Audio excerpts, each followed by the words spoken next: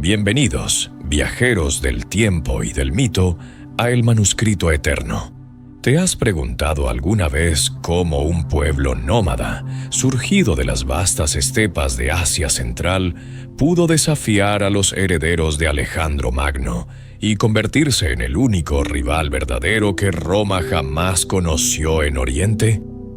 Esta noche, mientras el mundo se aquieta y las estrellas brillan sobre los desiertos antiguos, te invito a cerrar los ojos, respirar profundo y acompañarme en un viaje hacia el nacimiento de uno de los imperios más enigmáticos de la historia. Soy Tomás y juntos exploraremos el despertar del Imperio Parto, una civilización que durante casi 5 siglos mantuvo el equilibrio entre dos mundos, defendiendo su libertad con flechas certeras y espíritu indomable.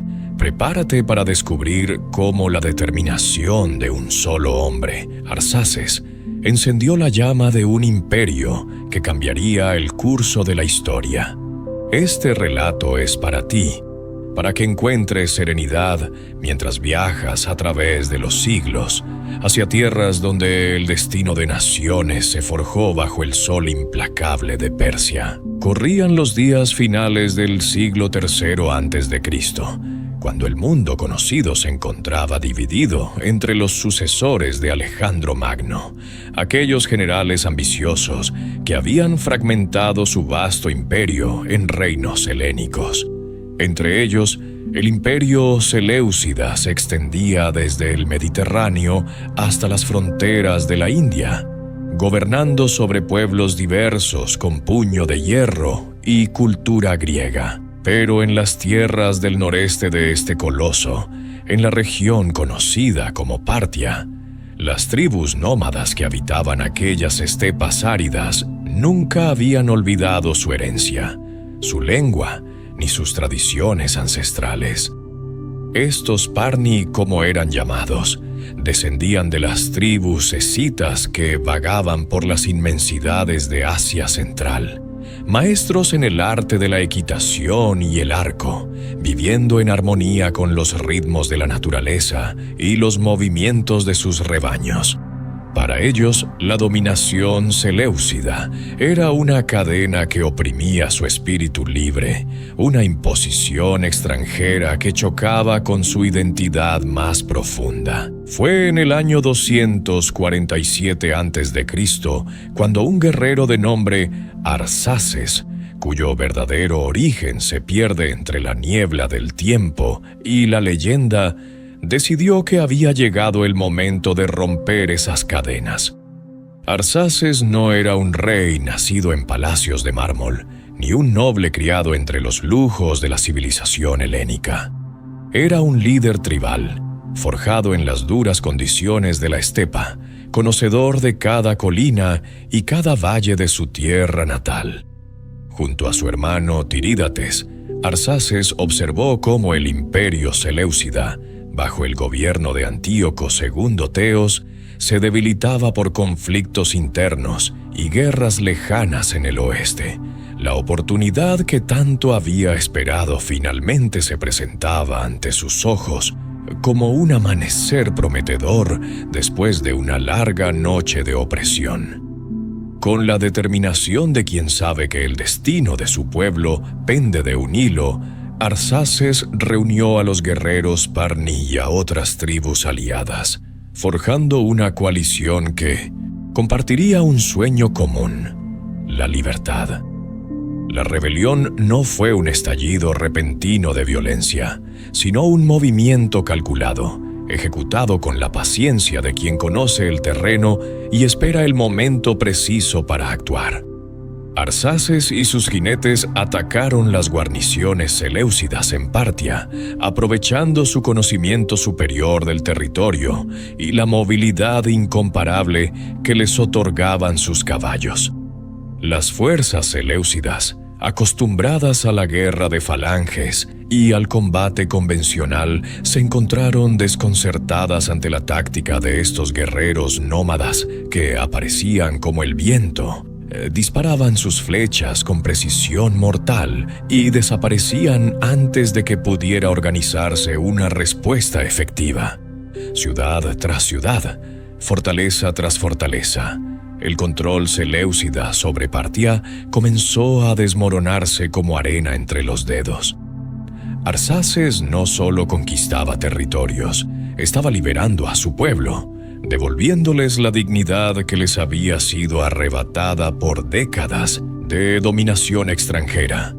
Tras asegurar el control de Partia, Arsaces no se contentó con simplemente expulsar a los ocupantes. Sabía que para que su revuelta trascendiera el momento, para que se convirtiera en algo más que una simple rebelión tribal destinada a ser aplastada, necesitaba establecer las bases de un verdadero Estado. Con visión y sabiduría poco comunes, Arsaces fundó la dinastía que llevaría su nombre, los Arsácidas, estableciendo una continuidad dinástica que perduraría por más de 400 años. Eligió como capital la ciudad de Nisa, ubicada en el corazón de sus dominios, y desde allí comenzó a organizar su naciente reino. Acuñó monedas con su efigie, un acto simbólico de soberanía que proclamaba al mundo que Partia ya no era una provincia periférica, sino un reino independiente con su propio destino.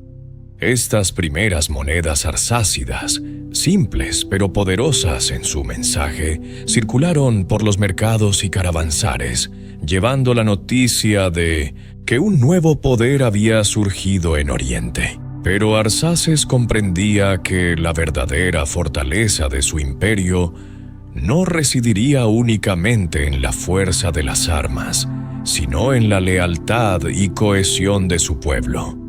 Por ello, respetó las estructuras tribales que habían sido la columna vertebral de la sociedad parta durante generaciones, integrándolas en su sistema de gobierno en lugar de intentar reemplazarlas con modelos extranjeros.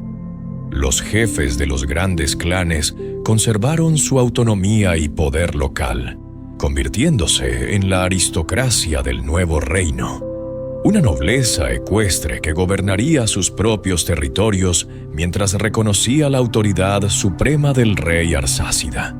Este sistema descentralizado, que podría parecer una debilidad a ojos de otros imperios más centralizados, resultó ser una de las grandes fortalezas de Partia.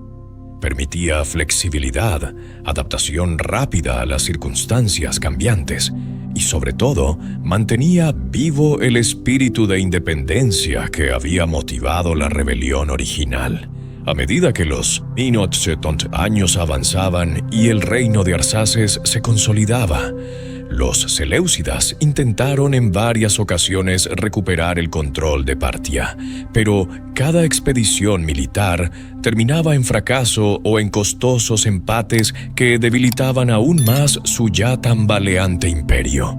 El sucesor de Arsaces, su hermano Tiridates I, continuó la labor de expansión y consolidación, enfrentándose al rey seleucida Seleuco II Calínico en una guerra que demostraría al mundo helénico que los partos no eran simples bandidos nómadas, sino un poder militar formidable.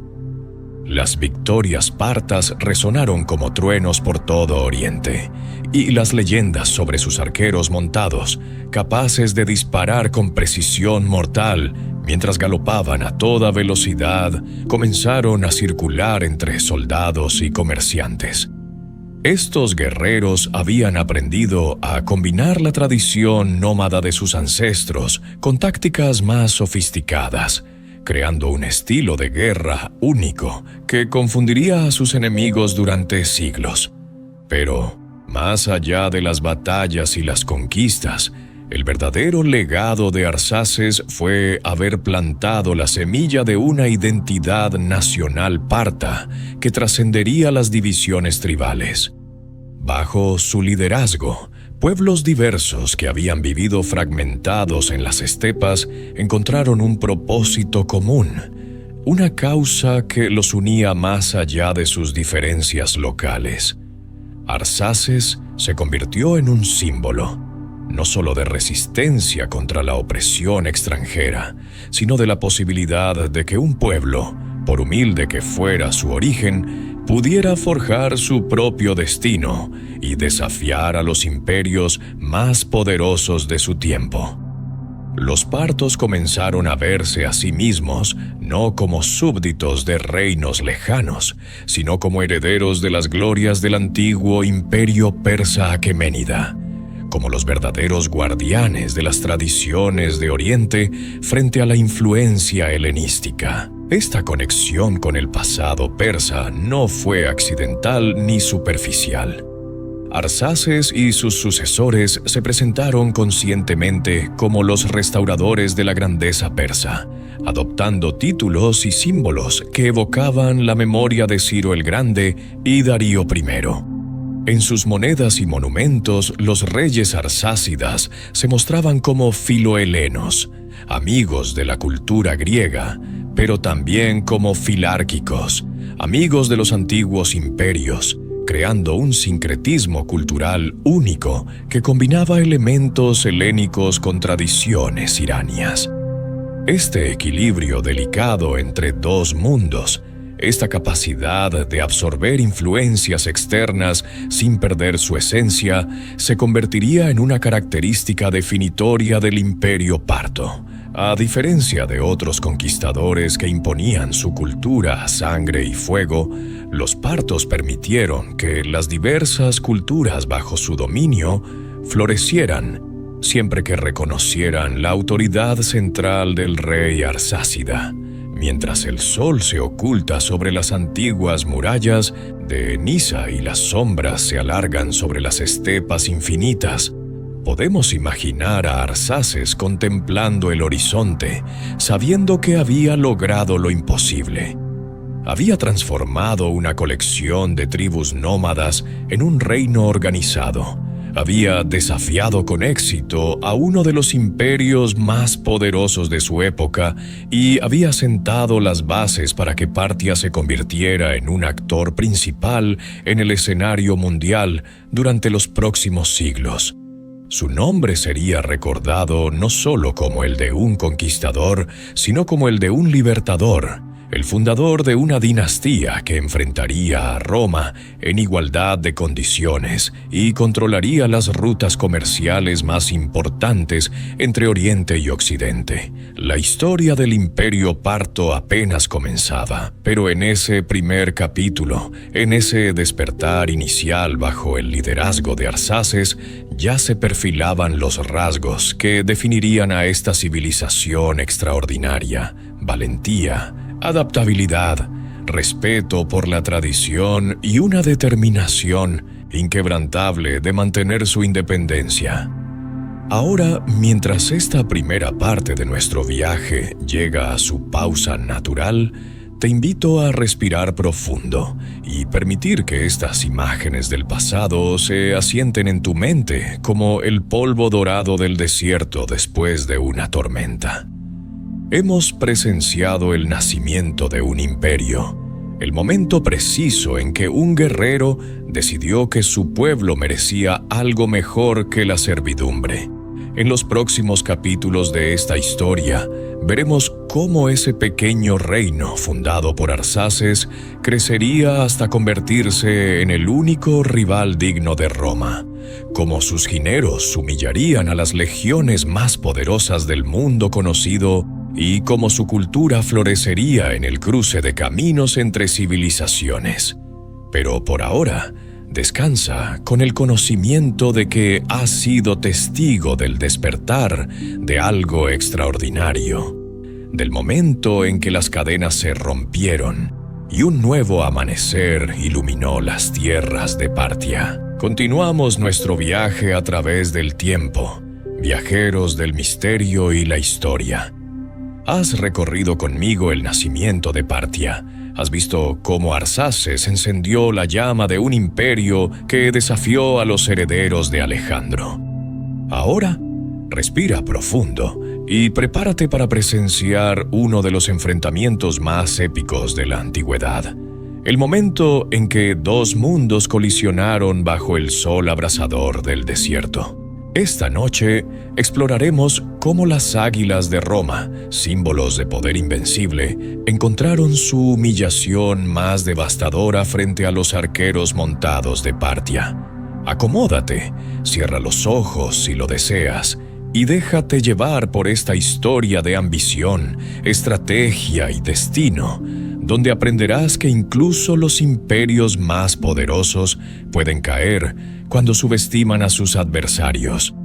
Han transcurrido casi 2 siglos desde que Arsaces fundara su reino, y el imperio parto ha crecido más allá de lo que su fundador pudo imaginar.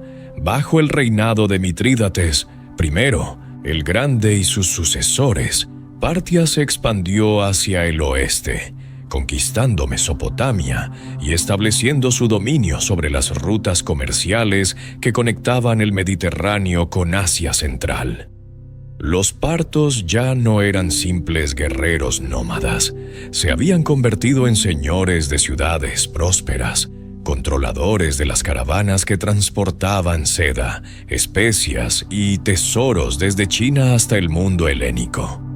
Mientras tanto, en el oeste, otro poder emergía con ambiciones igualmente vastas: la República Romana, que había sometido el Mediterráneo y ahora miraba hacia Oriente con ojos codiciosos.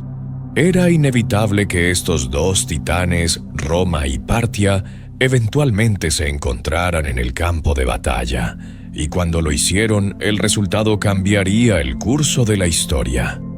El año 53 a.C. marcó el inicio de uno de los episodios más dramáticos en las relaciones entre Roma y Partia. Marco Licinio Craso, miembro del primer triunvirato junto a Julio César, y Pompeyo Magno, era el hombre más rico de Roma, pero su riqueza no le había otorgado la gloria militar que tanto anhelaba. Mientras César conquistaba las Galias y Pompeyo había triunfado en Oriente décadas atrás, Craso sentía que su legado estaba incompleto, que necesitaba una victoria militar espectacular que inmortalizara su nombre junto a los grandes generales de Roma. Su mirada se posó en Partia, ese reino oriental que parecía próspero, pero que él consideraba vulnerable. Una presa fácil para las disciplinadas legiones romanas. Con la arrogancia característica de quien nunca ha conocido la derrota verdadera, Craso reunió un ejército formidable de aproximadamente 40.000 hombres, incluyendo 7 legiones de infantería pesada y 1.000 jinetes, y marchó hacia el este, convencido de que repetiría las hazañas de Alejandro Magno. Pero Craso cometió errores fundamentales desde el principio. Errores que revelan cómo la arrogancia puede cegar incluso a las mentes más brillantes. Ignoró los consejos de los guías locales que conocían el terreno y las tácticas partas. Rechazó la oferta del rey armenio Artabazdes II de proporcionarle 10.000 jinetes adicionales y un camino más seguro a través de Armenia. En lugar de ello, Craso eligió la ruta más directa, pero también más peligrosa, a través de las áridas llanuras de Mesopotamia, donde el agua escaseaba y el calor era implacable. No comprendía que estaba adentrándose en territorio parto, donde las reglas del combate serían completamente diferentes a todo lo que había conocido. Las legiones romanas, invencibles en formación cerrada contra otros ejércitos de infantería, estaban a punto de enfrentar un estilo de guerra para el cual no estaban preparadas. Mientras Craso avanzaba confiado hacia su destino, del otro lado del horizonte, el general Parto Surena observaba y planeaba. Surena era joven, apenas 30 años, pero ya era considerado uno de los comandantes más brillantes de su generación. Provenía de una de las más poderosas familias aristocráticas partas, la Casa de Surén, y comandaba un ejército principalmente compuesto de caballería. 10.000 jinetes, de los cuales 1000 eran catafractos, caballería pesada completamente acorazada que representaba la élite del ejército parto, y 9000 arqueros montados, guerreros que habían perfeccionado el arte del disparo a caballo hasta convertirlo en un arma devastadora. Surena no tenía intención de enfrentar a las legiones romanas en un combate frontal tradicional, donde la disciplina y el número podrían favorecer a Roma. Tenía un plan mucho más sofisticado, uno que aprovecharía las debilidades de su enemigo y las fortalezas de sus propias fuerzas. Si disfrutas de estas historias que te acompañan mientras descansas y viajas por el tiempo, te invito a suscribirte a El Manuscrito Eterno. Aquí encontrarás más relatos fascinantes del mundo antiguo, narrados con la calma y profundidad que necesitas para relajarte mientras aprendes. Cada historia es una puerta hacia civilizaciones olvidadas, batallas épicas y sabiduría ancestral. No olvides activar las notificaciones para no perderte ningún viaje a través de los siglos. El encuentro decisivo ocurrió cerca de la ciudad de Carrhae, en lo que hoy es el sureste de Turquía. Era el mes de junio, y el sol del desierto caía implacable sobre las legiones romanas que marchaban en formación, sus armaduras de metal convirtiéndose en hornos bajo el calor abrasador. De repente, el horizonte comenzó a llenarse de jinetes partos que aparecían y desaparecían como espejismos, manteniéndose siempre a distancia segura de las jabalinas romanas. Craso ordenó a sus hombres formar el cuadrado, la formación defensiva tradicional de Roma, creando un muro de escudos impenetrable desde el cual esperaba rechazar el ataque enemigo. Pero Surena no tenía intención de cargar contra ese muro de hierro. Su estrategia era mucho más sutil y mortal. Los arqueros montados partos comenzaron a galopar alrededor de las formaciones romanas, disparando oleadas continuas de flechas que caían como lluvia mortal sobre los legionarios. Las flechas partas eran más largas y pesadas que las utilizadas por otros pueblos, diseñadas para penetrar la armadura romana a distancias considerables. Los legionarios levantaban sus escudos intentando protegerse, pero las flechas llegaban desde todos los ángulos, atravesando no solo escudos, sino también armaduras, causando bajas constantes. Craso esperaba que los partos agotaran sus flechas pronto, como ocurría con otros arqueros, pero para su horror, descubrió que Surena había traído camellos cargados con decenas de miles de proyectiles adicionales. La lluvia de flechas no cesaría. Los romanos estaban atrapados en una pesadilla, de la cual no había escape. Desesperado por romper el círculo mortal, Craso ordenó a su hijo, Publio Craso, liderar una carga de caballería y infantería ligera para dispersar a los arqueros partos. Publio, joven y valiente, reunió a 1,300 jinetes galos, 500 arqueros y 8 cohortes de legionarios, aproximadamente 1000 hombres en total, y cargó contra los partos que parecían retirarse ante su avance. Pero era una trampa magistralmente ejecutada. Los arqueros montados se retiraron deliberadamente, atrayendo a Publio lejos del cuerpo principal del ejército romano, y cuando estuvieron suficientemente separados, los catafractos partos aparecieron de repente, bloqueando cualquier ruta de escape. Los jinetes pesados partos, con sus largas lanzas y armadura completa tanto para hombre como para caballo, cargaron contra las tropas romanas, mientras los arqueros las envolvían desde todos los flancos. La masacre fue total y despiadada. Publio Craso luchó valientemente hasta el final, pero herido y rodeado, prefirió ordenar a su escudero que lo matara antes que ser capturado vivo por el enemigo.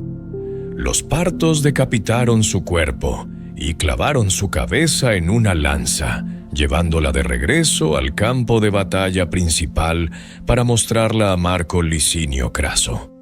Cuando el general romano vio la cabeza de su hijo elevada en el aire por los partos, su espíritu se quebró completamente. Las legiones, ya diezmadas y desmoralizadas por horas de bombardeo constante de flechas, comenzaron a perder cohesión. La disciplina férrea que siempre había caracterizado al ejército romano se desmoronaba bajo el calor, la sed y el terror de enfrentar un enemigo que no luchaba según las reglas conocidas. Durante la noche, los restos del ejército romano intentaron retirarse hacia Carrae, abandonando a miles de heridos que serían masacrados por los partos al amanecer. Craso, roto física y emocionalmente, intentó negociar con Surena, pero las conversaciones terminaron en traición o malentendido, según la versión de la historia que se prefiera. Lo cierto es que Marco Licinio Craso murió en esas negociaciones, y los partos, según cuenta la leyenda, vertieron oro fundido en su boca, un comentario sarcástico sobre su legendaria avaricia. De los 40.000 hombres que habían marchado con Craso hacia Partia, solo 10.000 lograron regresar a territorio romano. 20.000 habían muerto en el desierto, y otros 10.000 fueron capturados y enviados a las fronteras orientales del Imperio Parto, donde algunos establecerían colonias que mezclarían sangre romana con tradiciones asiáticas. La batalla de Carrae no fue simplemente una derrota militar, fue una humillación psicológica que sacudió los cimientos de la confianza romana. Por primera vez, las invencibles legiones habían sido completamente destruidas por un enemigo que no había seguido el manual de guerra convencional, la táctica del disparo parto, donde los arqueros montados disparaban flechas hacia atrás mientras fingían retirarse. Se convirtió en una expresión proverbial que perdura hasta nuestros días.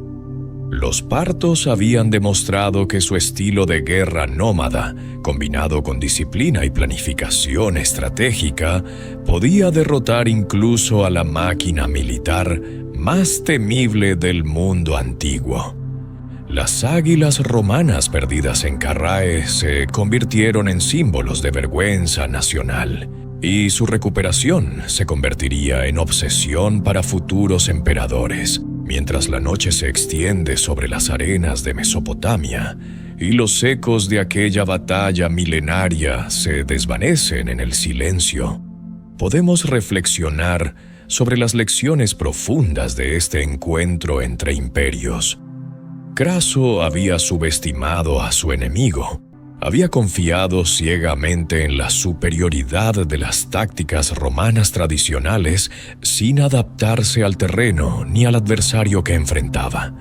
Surena, por el contrario, había comprendido perfectamente las debilidades de su oponente y había diseñado una estrategia que maximizaba las fortalezas partas mientras neutralizaba las romanas.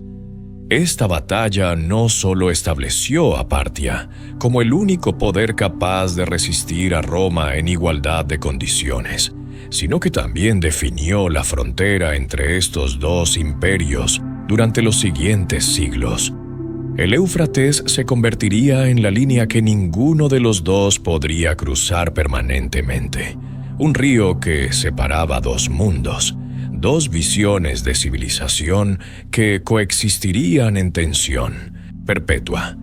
Descansa ahora con estas imágenes del pasado, sabiendo que has sido testigo de uno de los momentos más decisivos de la historia antigua, cuando las certezas de un imperio fueron destruidas por las flechas de guerreros que cabalgaban como el viento. Bienvenido nuevamente, viajero del tiempo, a este recorrido por las páginas olvidadas de la historia.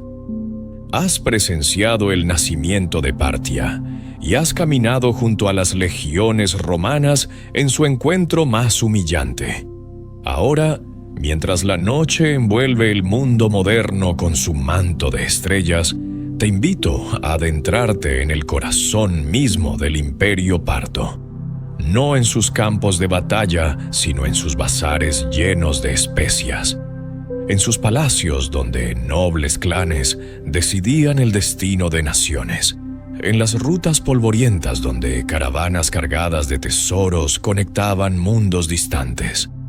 Respira profundo, relájate y permíteme guiarte a través de una época en la que Partia no solo resistía imperios, sino que florecía como el puente dorado entre Oriente y Occidente, donde la seda china se encontraba con el oro romano y las ideas viajaban junto con las mercancías. Imagina por un momento las vastas extensiones del Imperio Parto en su apogeo durante los siglos I y II de 1900, nuestra era. Este imperio se extendía desde el río Éufrates en el oeste hasta las estribaciones del Hindú Kush en el este, desde el mar Caspio en el norte hasta el Golfo Pérsico en el sur. Era un territorio inmenso que englobaba múltiples culturas, lenguas y tradiciones, un mosaico de pueblos que convivían bajo la autoridad nominal del rey de reyes Arsácida. Pero lo que hacía verdaderamente especial a Partia no era solo su extensión territorial, sino su posición geográfica privilegiada. El imperio controlaba los tramos centrales de lo que conocemos como la Ruta de la Seda, aquella red legendaria de caminos comerciales que durante siglos transportó no solo mercancías, sino ideas, religiones y tecnologías entre los extremos del mundo conocido. Los partos no eran simples intermediarios pasivos en este comercio, eran los guardianes activos de estas rutas, los que garantizaban la seguridad de las caravanas y, por supuesto, los que cobraban los impuestos y aranceles que llenaban las arcas imperiales. La seda llegaba desde la lejana China, donde su producción era un secreto celosamente guardado, transportada por comerciantes sogdianos y bactrianos que conocían cada oasis y cada paso montañoso del camino. Estas caravanas entraban en territorio parto por el este, atravesando la región de Margiana, una tierra de ciudades prósperas, donde el agua de los ríos que descendían de las montañas permitía la agricultura en medio del desierto. Desde allí, las mercancías viajaban hacia el oeste, pasando por ciudades legendarias como Merv, Hecatómpilo, Ecbatana y finalmente Ctesifonte, la capital parta en Mesopotamia. En cada una de estas ciudades, los bazares bullían con actividad. Comerciantes de todas las nacionalidades negociaban en múltiples idiomas, intercambiando seda por vidrio romano, especias indias por artesanías griegas, oro por marfil. Los partos se enriquecieron enormemente con este comercio, pero más importante aún, se convirtieron en los mediadores culturales entre civilizaciones que de otro modo jamás se habrían encontrado. Pero el esplendor del imperio parto no residía únicamente en su riqueza comercial, sino también en su singular estructura política y social. A diferencia de otros imperios contemporáneos que tendían hacia la centralización absoluta del poder, Partia mantuvo un sistema semifeudal donde grandes familias aristocráticas, los llamados 7 clanes, poseían territorios extensos y ejercían autoridad casi absoluta en sus dominios. Estos clanes, entre los que destacaban los Suren, los Karen y los Mehran, eran casas nobles de origen parto o iranio que habían consolidado su poder durante las conquistas iniciales del imperio. Cada clan mantenía su propio ejército, administraba justicia en sus territorios y acuñaba monedas con sus propios símbolos, aunque siempre reconociendo la supremacía del rey de reyes Arsácida. Este sistema podría parecer una receta para el caos y la fragmentación, pero en realidad proporcionaba flexibilidad y resiliencia al imperio, Los nobles partos eran cortesanos de palacio alejados de la realidad. Eran guerreros ecuestres que personalmente lideraban a sus hombres en batalla, señores feudales que conocían cada aldea y cada familia en sus dominios. Esta conexión directa entre la aristocracia y sus tierras creaba lealtades profundas y duraderas, vínculos que iban más allá del simple interés económico o político. Cuando el rey de reyes convocaba a los clanes para la guerra, cada familia noble acudía con sus contingentes de catafractos y arqueros montados, formando un ejército que, aunque descentralizado en su organización, era extraordinariamente efectivo en el campo de batalla. Este sistema también permitía que el imperio sobreviviera a crisis que habrían destruido estados más centralizados. Porque si el poder central se debilitaba temporalmente, los clanes podían mantener el orden y la continuidad en sus respectivas regiones hasta que se restaurara la autoridad imperial. La capital parta, Ctesifonte, construida frente a la antigua Seleucia en las orillas del Tigris, era el corazón palpitante de este imperio cosmopolita. Aquí convergían no solo las rutas comerciales, sino también las corrientes culturales e intelectuales de 3 continentes. Los arquitectos partos combinaban elementos de diseño iranio con influencias helenísticas, creando palacios con iguanes monumentales, esas grandes salas abovedadas que se convertirían en características distintivas de la arquitectura persa.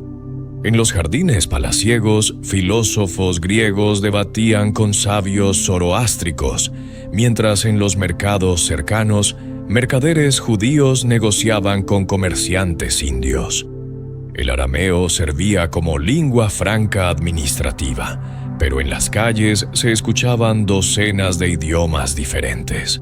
Esta diversidad no era vista como amenaza, sino como fuente de fortaleza. Los partos comprendían intuitivamente que su imperio solo podría prosperar si permitía que las diferentes culturas bajo su dominio mantuvieran sus identidades particulares. El zoroastrismo, la antigua religión de Persia, experimentó un renacimiento bajo el dominio parto, aunque nunca alcanzó el estatus de religión oficial de Estado que tendría posteriormente bajo los sasánidas. Los reyes arsácidas se presentaban como protectores de los templos del fuego sagrado y patrocinaban a los magos zoroástricos, pero también mostraban tolerancia hacia otras creencias. El judaísmo florecía en las comunidades de Babilonia, donde existían academias talmúdicas de gran prestigio.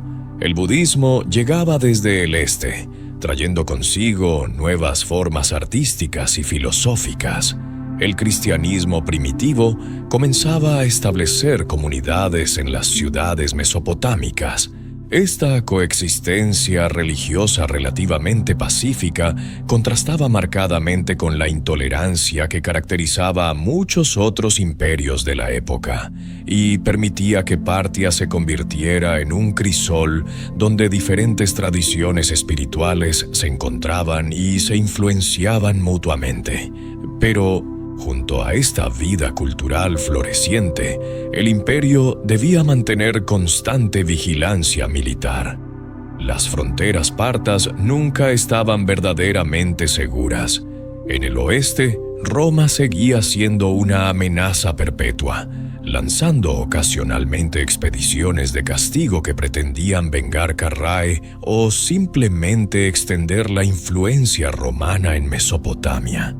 En el este, las tribus nómadas de las estepas presionaban constantemente los límites del imperio, buscando oportunidades para saquear las ricas ciudades comerciales. Los partos desarrollaron un sistema de defensa en profundidad, con fortalezas estratégicamente ubicadas y guarniciones móviles de caballería que podían responder rápidamente a cualquier amenaza. La famosa eficiencia militar parta no era producto del azar, sino de siglos de experiencia, de lecciones aprendidas en incontables batallas y escaramuzas. El arte parto reflejaba esta síntesis única de influencias orientales y occidentales.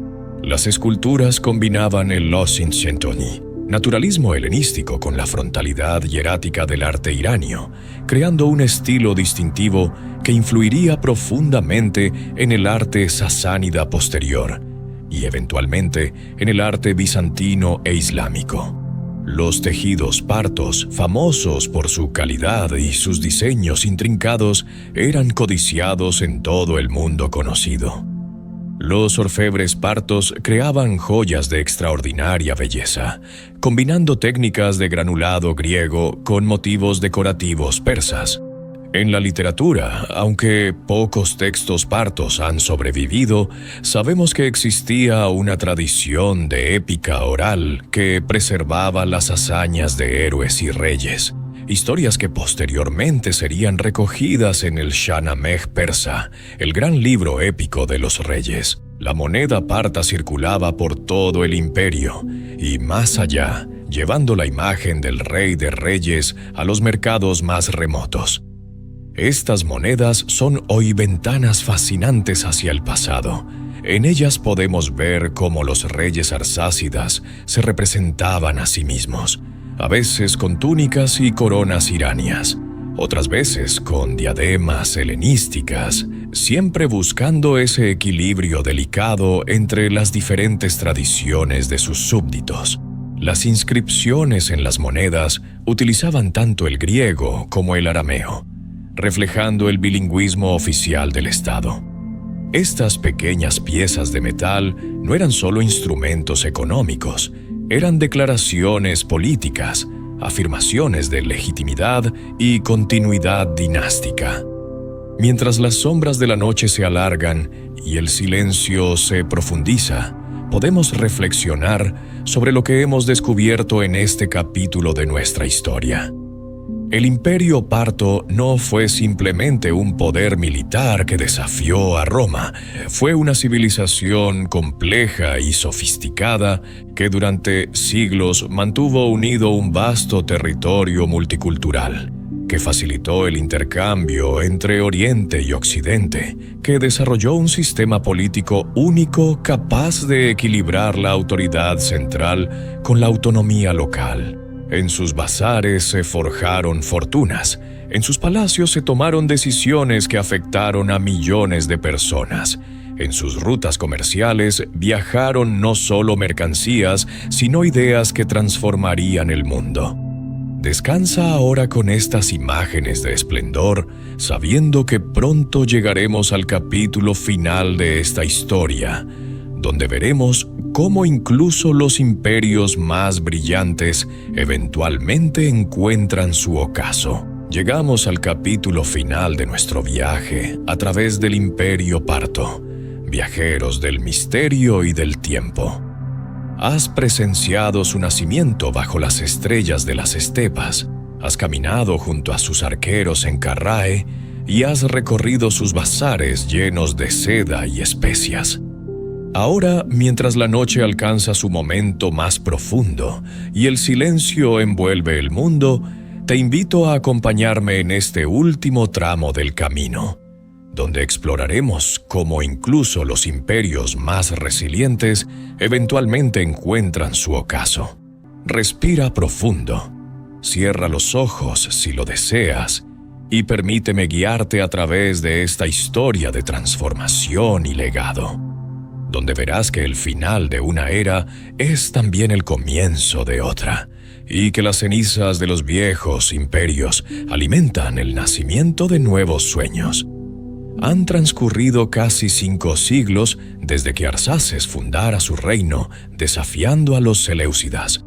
El imperio parto ha sobrevivido a innumerables guerras contra Roma, ha resistido invasiones nómadas desde el este, ha prosperado controlando las rutas comerciales más importantes del mundo antiguo.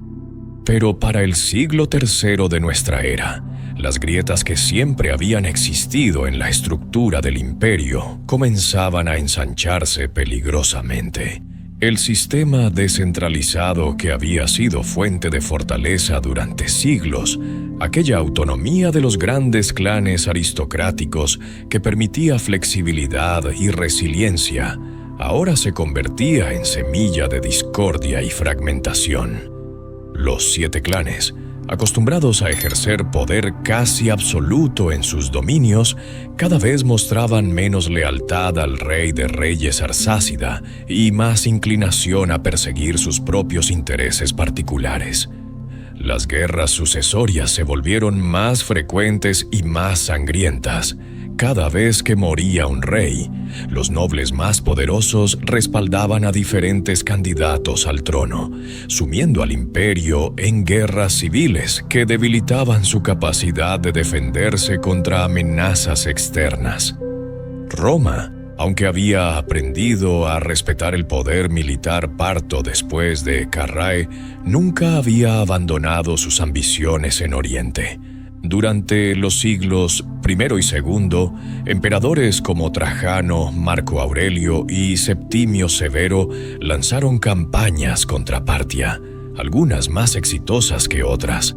Trajano llegó a conquistar temporalmente Ctesifonte en el año 116, aunque sus sucesores no pudieron mantener esas conquistas. Septimio Severo saqueó la capital parta nuevamente en el año 198, llevándose tesoros y cautivos, pero sin poder establecer dominio permanente. Estas invasiones romanas, aunque finalmente repelidas, dejaban el imperio exhausto y económicamente devastado. Las ciudades mesopotámicas, saqueadas repetidamente, perdían su prosperidad anterior. Las rutas comerciales se volvían inseguras. Los mercaderes preferían caminos alternativos que evitaran los territorios constantemente en guerra. Los ingresos del imperio disminuían justo cuando más se necesitaban recursos para mantener los ejércitos y reconstruir lo destruido. Pero la amenaza definitiva para los arsácidas no vendría de Roma ni de las estepas del norte, sino de una provincia aparentemente insignificante en el corazón mismo de su imperio. Fars, la tierra natal de los antiguos persas aqueménidas, había permanecido relativamente tranquila bajo dominio parto durante siglos, gobernada por dinastías locales que reconocían la supremacía del rey de reyes. A principios del siglo III, esta región estaba bajo el control de la familia Sasán, descendiente según sus propias afirmaciones de los antiguos reyes persas. El jefe de esta familia era un hombre llamado Papak, señor del templo de Anaíta en Istachr, quien soñaba con restaurar la gloria del antiguo imperio persa que había caído ante Alejandro Magno casi 6 siglos atrás. Papak tuvo un hijo llamado Ardashir, destinado a cambiar el curso de la historia oriental, un príncipe ambicioso que no se conformaría con ser vasallo de los arsácidas, sino que aspiraría a derrocarlos y fundar una nueva dinastía. Ardashir I, como sería conocido en la historia, comenzó su ascenso de manera aparentemente modesta, consolidando el poder de su familia en Fars y expandiendo gradualmente su influencia sobre las provincias vecinas. Los reyes arsácidas, debilitados por sus propias disputas internas y distraídos por amenazas en otras fronteras, inicialmente subestimaron a este príncipe provincial, viéndolo como simplemente otro señor local ambicioso que eventualmente sería contenido. Pero Ardashir era diferente. Poseía no solo ambición, sino también visión estratégica y habilidad militar excepcional. Alrededor del año 208, comenzó a desafiar abiertamente la autoridad arsácida, negándose a pagar tributos y eliminando a los gobernadores partos en las regiones bajo su control. Para el año 220, había consolidado su dominio sobre gran parte del sur y este del imperio, y se proclamó Rey de Reyes, título tradicionalmente reservado para los arsácidas, declarando públicamente su intención de restaurar el imperio persa en toda su antigua gloria. El último gran rey arsácida, Artabano V, finalmente comprendió la gravedad de la amenaza que representaba Ardashir, reunió a los clanes nobles que aún le eran leales y marchó hacia el sur para aplastar esta rebelión antes de que fuera demasiado tarde. El encuentro decisivo ocurrió en el año 224, en la llanura de Hormisdagan. Fue una batalla épica, el choque final entre dos visiones de Persia, entre la antigua tradición parta de gobierno descentralizado y la nueva ambición sasánida de crear un imperio centralizado al estilo de los antiguos aqueménidas. Los ejércitos eran comparables en tamaño y calidad. Ambos bandos contaban con catafractos acorazados y arqueros montados expertos. Durante horas, la batalla pendió en la balanza. Ninguno de los dos lados lograba ventaja decisiva. Pero finalmente, la fortuna sonrió a Ardashir un momento crítico del combate logró flanquear la posición de Artabano y lanzar un ataque directo contra el centro del ejército arsácida. En el caos que siguió, Artabano V cayó muerto. Y con él murió no solo un rey, sino toda una dinastía que había gobernado durante 470 años. La victoria de Ardashir en Hormisdagan no fue simplemente un cambio de dinastía, fue una transformación fundamental de la naturaleza del Estado persa. Los sasánidas, como se conocería a la nueva dinastía fundada por Ardashir, implementaron reformas radicales que centralizaron el poder de maneras que los arsácidas nunca habían intentado. Los grandes clanes nobles partos vieron su autonomía drásticamente reducida. Muchos fueron desposeídos de sus tierras y reemplazados por una nueva aristocracia leal a los sasánidas. El zoroastrismo fue elevado a religión oficial de Estado, con una jerarquía sacerdotal organizada que trabajaba en estrecha colaboración con el gobierno central. El arameo fue gradualmente reemplazado por el persa medio como idioma administrativo. La tolerancia religiosa que había caracterizado al período parto dio paso a una ortodoxia más estricta. Era el fin de una era y el comienzo de otra. El imperio que surgiría de estas cenizas sería más centralizado, más ortodoxo y en muchos sentidos más poderoso que su predecesor. Pero aunque la dinastía arsácida había caído y el imperio parto como entidad política dejó de existir, su legado perduró de maneras profundas e inesperadas. Los sasánidas, aunque se presentaban como restauradores del imperio aqueménida, en realidad heredaron y preservaron muchas instituciones, tradiciones y prácticas partas. El sistema de caballería pesada que había sido perfeccionado por los partos continuó siendo la columna vertebral de los ejércitos sasánidas y eventualmente influiría en el desarrollo de la caballería medieval europea.